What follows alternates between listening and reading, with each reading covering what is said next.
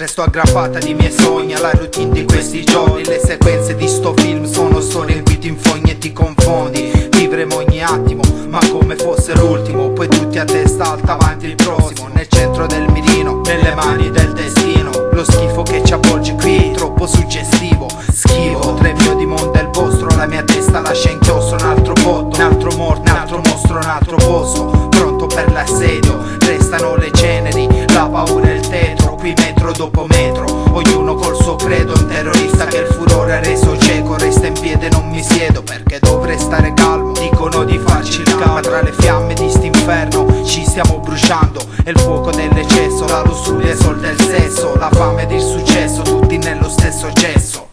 Cerco qualcosa per poter capire, qualcosa per poterlo ancora dire.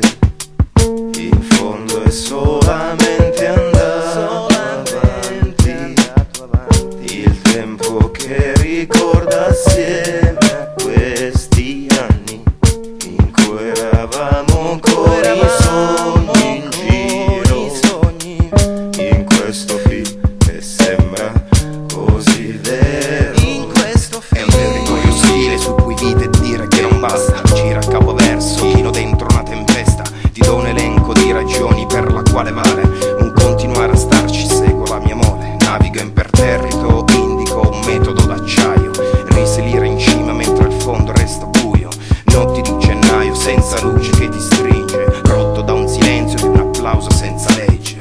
cerco qualcosa per poter capire, qualcosa per poterlo ancora dire.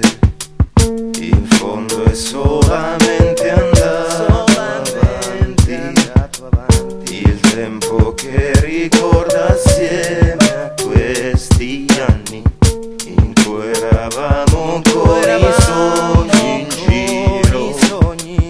In questo film che sembra così vero, in questo film Troppa fame per poter capire cosa. Stesso sangue rosso dentro un calamaio rosa. Un colpo di mortaio con le scarpe pume e poi salire in prima.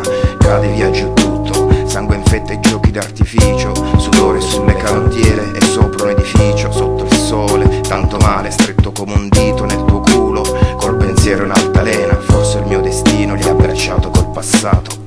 cerco qualcosa per poter capire, qualcosa per poterlo ancora dire.